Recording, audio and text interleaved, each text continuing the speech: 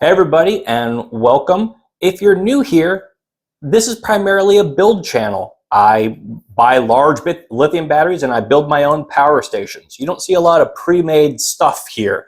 But I'm always kind of keeping my eye on the industry and seeing what's going on, and prices are really falling. So I was very interested to take a look when Pecron contacted me, and I gotta tell you, for the money, this is a really great deal, and I don't think that I could build this for the price that it's at. Currently listed at $369, but what I'm going to do is I'm going to walk through the specs and features slowly and tell you what they all actually mean and how you would utilize them to see if this is the right thing for you. I like to kind of educate everyone out there, but this has been really neat. I hope you're all thawing out from the blizzard that we had, or if it's still going on that you're holding in there. And this was part of my preps for this past week here in Texas. All right, let's get going.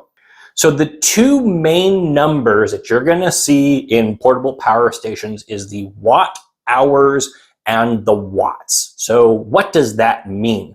The watt hours is basically how big is your gas tank? How large is the battery inside? In this case, this is a 1024 watt hour battery. I did a capacity test on this and I got 940 watt hours in the real world. So it's about 92% efficient, which is pretty good. Ooh. And there it just went. Just lost it and it just shut off. I was at 920 watt hours of runtime. So that is how long can you run stuff? How big is your fuel tank?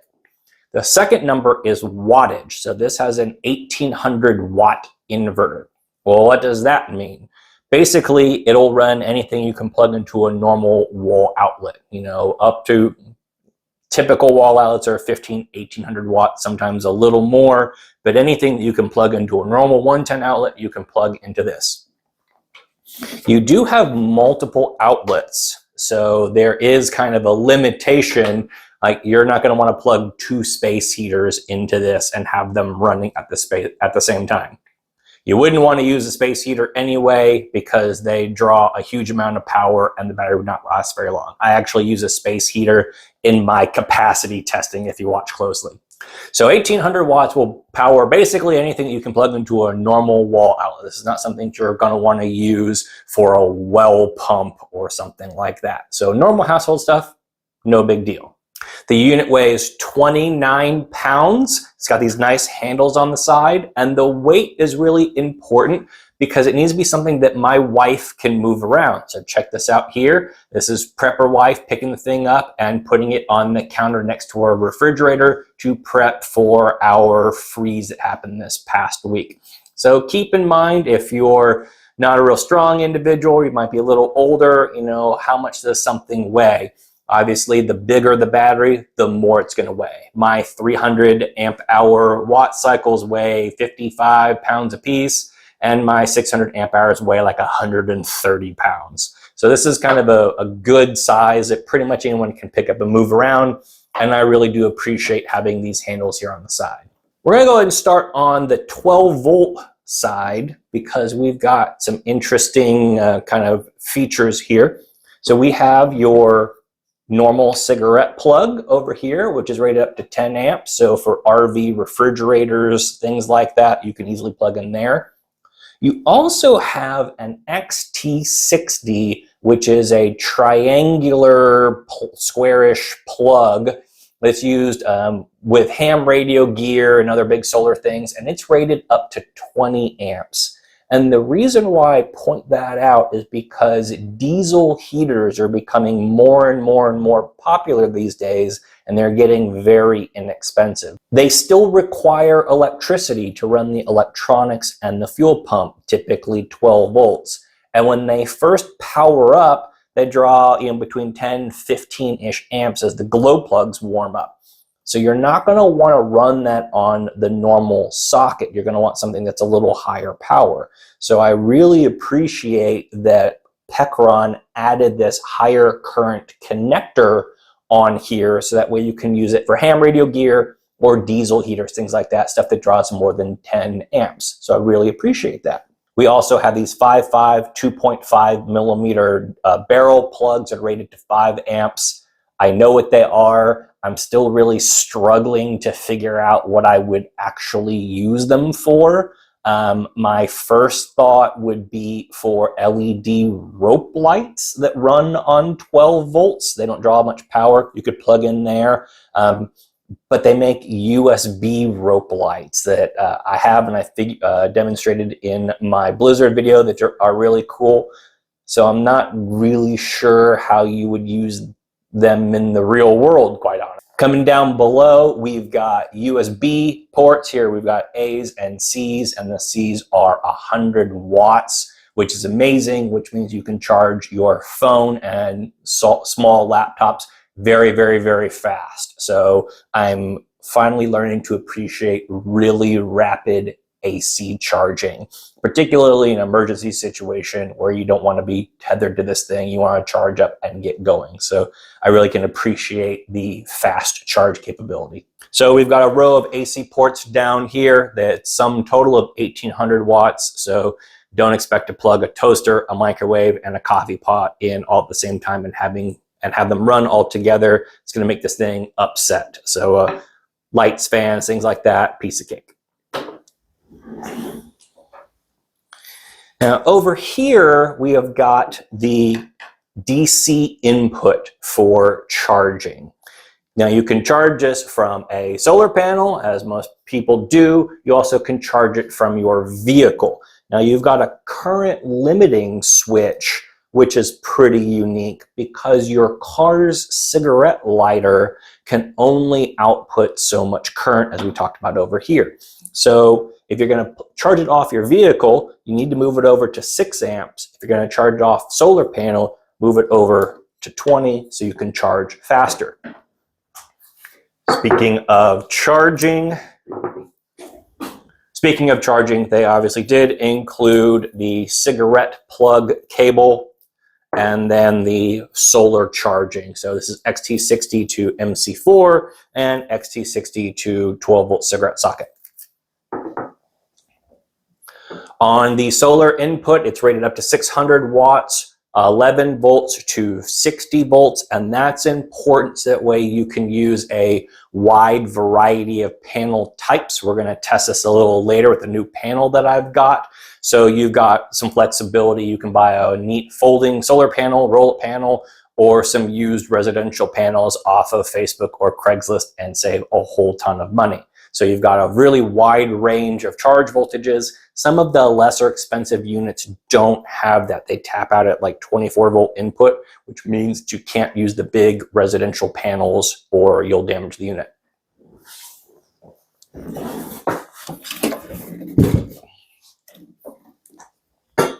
On the side, we have the expansion battery port here, so that Pecron does sell larger batteries. You can jack into there, and then the AC plug input over here. Did do a runtime test, drain this thing all the way down, charge it all the way back up. Took about an hour and a half to charge. It's right around 500 watts. It's right around kind of 550, 600 watt charging. Took me, about 90 minutes. So pretty cool. Apparently in the app, you can raise the charge speed. I couldn't ever get the app to work, unfortunately. I didn't try very hard because I don't like that. I don't like any of that.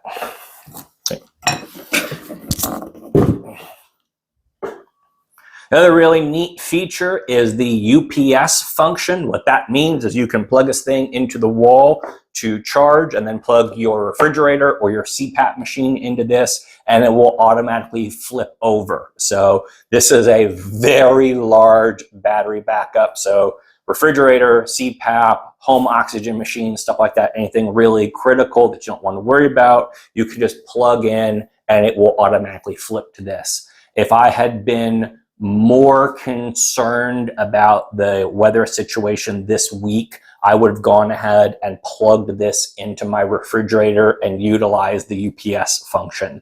I did have it on standby, as we saw in the video earlier, so that way we could plug it in pretty quickly. I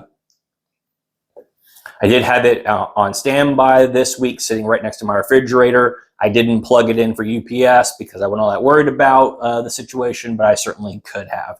Speaking of refrigerators, I know that'll be a big use. Solar Labs did some testing, and a normal refrigerator pulls 12 to 1500 watt hours over a 24-hour period. So I would have gotten approximately 18 hours of runtime on this. So this was going to be kind of my Band-Aid solution if the power had gone out in the middle of the night, to keep the refrigerator running while I pull out my big units the next day. So this was kind of going to be sort of a temporary solution if the power went out in the middle of the night. All right, let's take a look at the screen, which is pretty nice.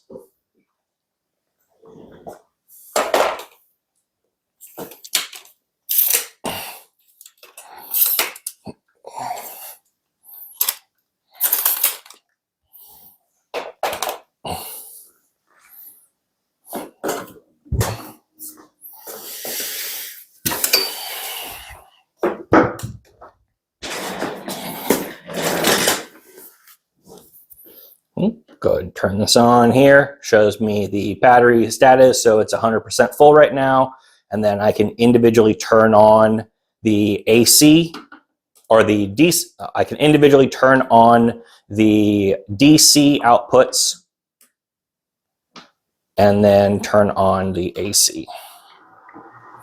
So here's my space heater.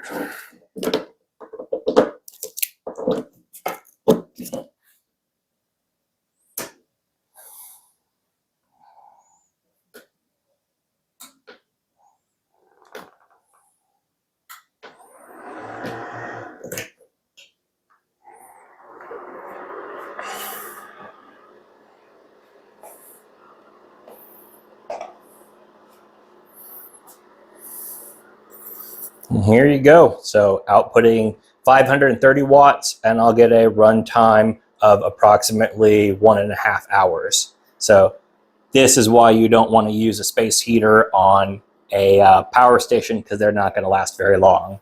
I literally use space heaters for capacity testing because they draw so much power.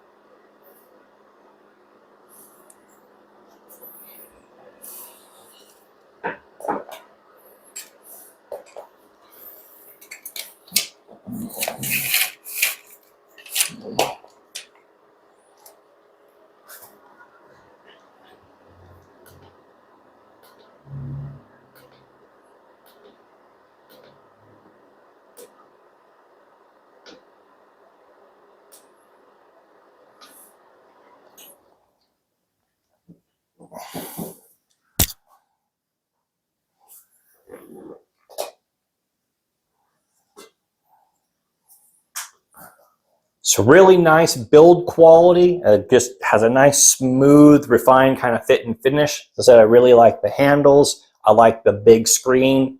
Very straightforward, easy to use.